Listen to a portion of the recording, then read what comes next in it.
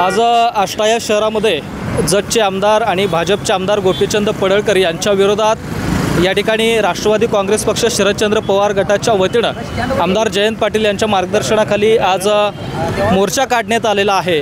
आज आपण मोर्चा काढला, काय नेमकं प्रयोजन होतं? आज सातत्यानं जतमधील भाजपचे आमदार गोपीचंद पडळकर सातत्याने विकासाच्या मुद्द्यावर न बोलता सातत्यानं लोकनेते राजाराम बापू पाटील असून ते आमदार जयंतरावजी पाटील साहेब असून ते आज ख्रिश्चन समाजावर असून ते मुस्लिम समाजाच्या असून ते सातत्यानं टीका करत असल्यामुळे आज आष्टा शहरातील धनगर समाजाच्या वतीनं ह्या ठिकाणी निषेध व्यक्त करण्यात येत आहे। मोठ्या नेत्यांच्यावर टीका टिप्पणी केल्यानंतर आपली राजकीय कुठेतरी उंची वाढवण्याचा हा लाजिरवाणे प्रयत्न त्यांचा असतो, पण समाज हा बघत असतो। आज एका भागाचे ते प्रतिनिधी आहेत, आज मुस्लिम समाज असून ते ख्रिश्चन समाज असून ते ह्यांनी मतं दिलेली नाहीत का ह्यांना, पण सातत्यानं मोठमोठ्या विकासावर बोलायचं नाही, समाजावर जातीवादिक बोलायचं आणि त्या ठिकाणी कायमस्वरूपी आपण चर्चेमध्ये राज्यामध्ये दिसायला पाहिजे, हे धोरण गोपीचंद पडळकर यांचं आहे। आता गेल्या अनेक दिवसांपासून ते साहेबांवरती त्या ठिकाणी टीका करत आहेत, मात्र नेमका काय इशारा असणार आहे तुमचा इथून पुढं?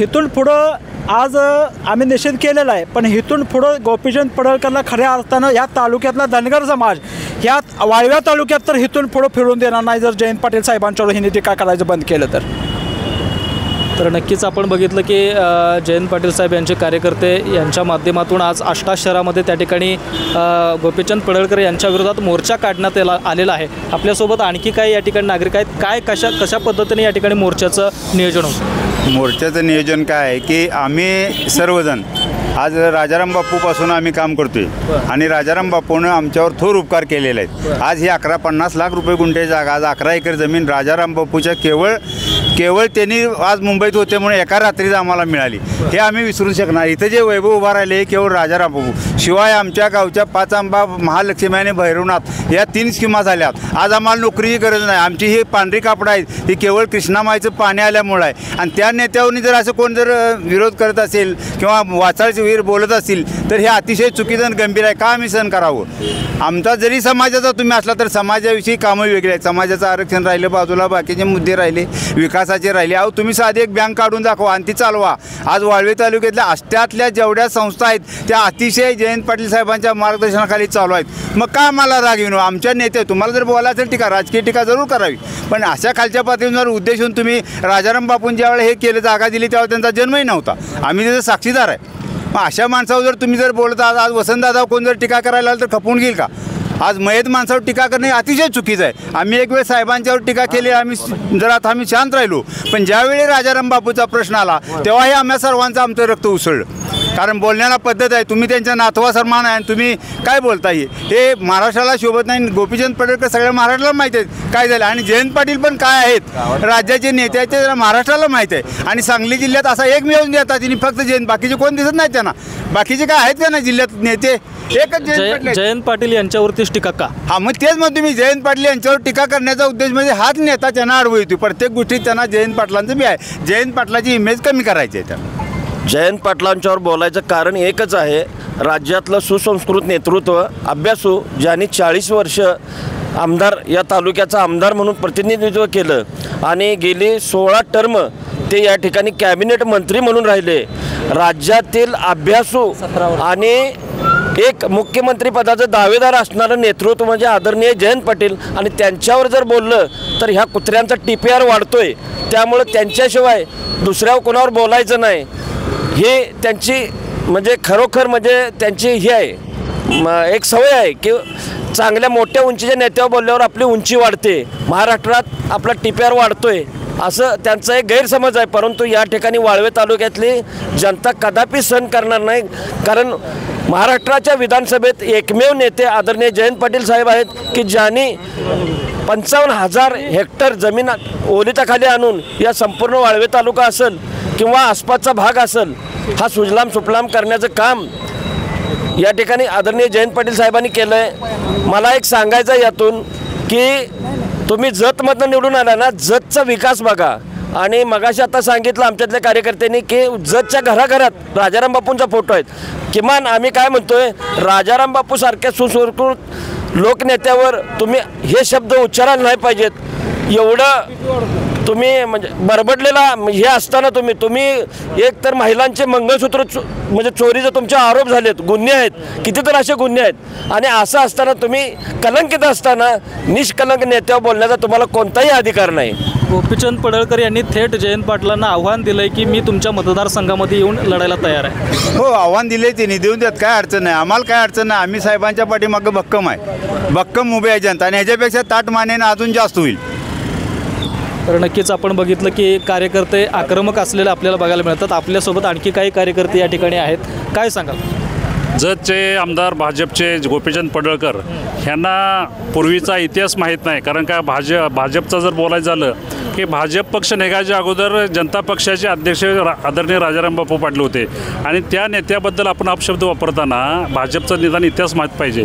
कारण त्यांचे शैक्षणिक पात्रता असेल किंवा त्यांना बोलवता धनी कोणतर असेल, मोठ्या माणसावर व्यक्तीवर टीका करणे आणि आपले स्वतःचे राजकीय पोळी भाजण्यासाठी हा उद्योग चाललेला आहे. शेवटी ह्या महाराष्ट्रामध्ये ही जनता आपली सांगली जिल्ह्यात असेल, आणि जत तालुक्याचं जर बघायचं झालं तर दुष्काळाचं जर राजाराम बापूंचं प्रेम होतं जत तालुका आणि कवठेमंगळ तालुका, तिथं पाणी गेलं पाहिजे, त्या विकास झाला पाहिजे असं बापूंचं स्वप्न होतं. आणि त्या बापूंच्याबद्दल ही जी अपशब्द वापरणं ही नैतिकताला धरून नाही, आणि हे काळ भविष्यात माफ करणार नाही.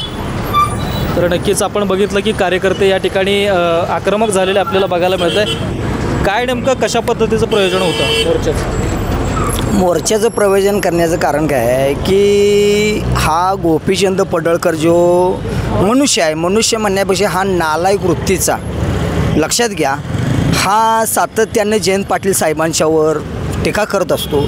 ही जी पार्श्वभूमी काय सांगा ना. हा गेले बरेच वर्ष झालं, म्हणजे मला म्हणायचं आहे की 20 वर्षाच्या पाठीमागं, 15 वर्षाच्या पाठीमागं हा कुठं मनुष्य होता. मला काय म्हणायचं आहे, आमच्या ह्या तालुक्याला एक लाभलेलं नेतृत्व जयंत पाटील साहेब आहे, त्यांच्यावर हा वारंवार टीका करतो. याची लायकीसुद्धा नाही. या बघा, लक्षात घ्या, आमच्या साहेबांचं ह्या वाळवत तालुक्याला आणि हे सांगली जिल्हा फार मोठं योगदान आहे.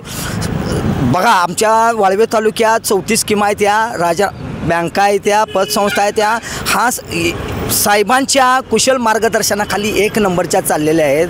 कारखाने आहेत, तुम्हाला सांगतो राजाराम बापू कारखान्याचं ह्याचं गेटवर ठेवायची सुद्धा याची लायकी नाही. हा जयंत पाटील साहेबांच्यावर टीका करतो. ह्याची काय पार्श्वभूमी आहे, ह्याच्या पाठीमागं काय आहे? ह्याला फक्त भाजपचं आणि ह्या मुख्यमंत्र्याचं पाठबळ असल्यामुळं हा जास्तीत जास्त साहेबांच्यावर बघतो. अरे तुझी लायकी काय? मला मुळात काय म्हणायचं आहे, तू धनगर समाजाचा आहेस ना, तर धनगर समाजातनं तू ज्या वेळेला बिरोबाच्या बना दसरा मेळावा घेतलास, तिथं बिरोबाच्या नावाने आज बिरोबाचा आणि धनगर समाजाचा तू वापर केलास. तुझी माहितीसाठी सांगतो, काळ वेळ असतो, तुझी राख होणार. एक तर बिरोबाची खोटी शपथ घेऊन तू आमदार तू झालाच नाहीस. तुला तिथंच आमच्या बिरोबानं तुम्हाला तिथं खाली खेचला, आणि तू दुसऱ्याच्या मतदारसंघात जाऊन तू 40,000 मतांना निवडून येतोस. हा फक्त आणि फक्त EVM घोटाळ्याचा हा तुझा परिणाम आहे. त्यामुळे तू निवडून आलास, तुझी तेवढी लायकी नाही आणि पात्रता नाही. दुसरी गोष्ट, आमचा आमदार, आमचे नेते आदरणीय जयंत पाटील सातत्याने गेले 8 वर्षे आमदार झालेले आहेत, आणि हाच काय म्हणतो की लाखाचं ह्याचं 12,000 झाले. अरे तू एवढ्या खालच्या पातळीवर टीका करू नकोस, लायकी नाही. कारण ह्या सगळ्या महाराष्ट्राला समजलं आहे की फक्त तुला हा भाजपमधनं भुंकण्यासाठी ठेवलेलं आहे. तुझं समाजासाठी काही योगदान नाही. हे मुख्यमंत्री जे आज बसलेले आहेत ना विराजमान त्या खुर्चीवर, त्याने आम्हाला पहिल्या कॅबिनेटमध्ये धनगर समाजाला आरक्षण देतो म्हटला होता, ते अजून दिलेलं नाही. लक्षात घ्या, आज मराठा समाज बांधव असेल, धनगर समाज आमचा असेल, हा आरक्षणासाठी झोडतो, रस्त्यावर उतरलेला आहे. तुझी पार्श्वभूमी काय आहे सांग ना. तू धनगर समाजासाठी तू एकतर मागलेदारानं आमदार झालास, परत हा 45,000 मतांना निवडून येतोस, आणि दुसरी गोष्ट समाजासाठी तुझं आपलं काही योगदान आहे का? काहीही काडी मात्राचं योगदान नाही. तुला फक्त बोंकण्यासाठी ठेवलेलं आहे. जयंत पाटील असंही व्यक्तिमत्व आहे, हे कुशाग्र बुद्धीचं आणि उच्च शिक्षित, हे म्हणतो कुठं तर त्याला बाहेरनं शिकून आला आहे. किती खालच्या पात्रतेवर बोलायचं असते. एक लक्षात घ्या, जयंत पाटील साहेबांच्यावर भाजपमध्ये आदरातिथ्याने बोलवलं जातं. हा आमच्या समाजाची सुद्धा किंमत खाली केली आहे जयंत पाटील. राजकारण बाजूला ठेवूया, तुमचे ते समाज बांधवच आहेत पडळकर साहेब. समाज बांधव म्हणून कसं बघता? काही नाही, ह्याचा काडी मात्र ही समाजाशी काही संबंध. आजचं चालू स्थितीला घ्या, हा धनगर समाज आमचा आज ह्या आरक्षणाच्या बाबतीत जर उतरला असला तर ह्याची कुठं ठोस भूमिका आहे सांगा ना. तो कुठं उभा राहून तिनं आंदोलन घेतलं किंवा मोर्चा घेतला किंवा भाजप विरोधात बोलला किंवा समाजाबद्दल बोलला. ह्याला समाजाबद्दल कुठलीही पोटात तीड नाही काय नाही. फक्त आणि फक्त हा काय झाला आहे, हा गेले 20 वर्ष पाठीमागं 25 वर्ष पाठीमागं कुठं आहे ना. आता ही फक्त भूमिका काय झालेली आहे की हा फक्त स्वतःसाठी स्वतःची घरं भरण्यासाठी स्वतः प्रसिद्धीस येण्यासाठी हा फक्त समाजाचा वापर करून ह्याच्या पाठीमागं समाज कोण नाही हे सिद्ध झालं आहे. 2019च्या मतदारसंघ ज्यावेळी तो त्याची डिपॉझिट जप्ती ना त्याची त्यावेळेला तिथे लायकी सिद्ध झालेलं आहे. फक्त मला एकच सांगायचं आहे त्याला की बाबा तुझी लायकी नाही जयंत पाटील साहेब, हे फार मोठं व्यक्तिमत्व आहे. त्याला मानलं जातं महाराष्ट्रात, त्याला पूजलं जातं. आज मंत्रीचे दावेदार आहेत.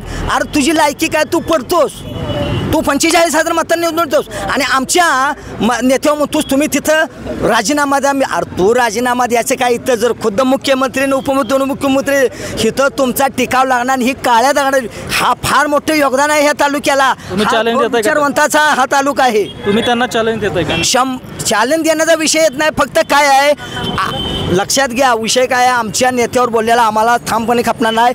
हा फार मोठी पार्श्वभूमी आहे. आमचा समाज हा पूर्णपणे तालुक्यातला त्यांच्या पाठीमागं आहे एवढंच सांगतो आणि त्यांचा जाहीर निषेध करतो एवढंच सांगतो. तर नक्कीच आपण या ठिकाणी बघितलं की आष्टा शहरातले राष्ट्रवादी काँग्रेस पक्षाचे शरदचंद्र पवार गटाचे सगळे या ठिकाणी कार्यकर्ते यांनी या ठिकाणी मोर्चा काढला होता आमदार गोपीचंद पडळकर यांच्या विरोधामध्ये. आणि इथून पुढं जर का आमदार जयंत पाटील यांच्यावरती बोलाल तर जशास तसं उत्तर देऊ असं या ठिकाणी सर्व कार्यकर्त्यांनी ठणकावून सांगितलेलं आपल्याला या ठिकाणी बघायला मिळतं. विशाल लोंढे, AV9 मराठी, आष्टा.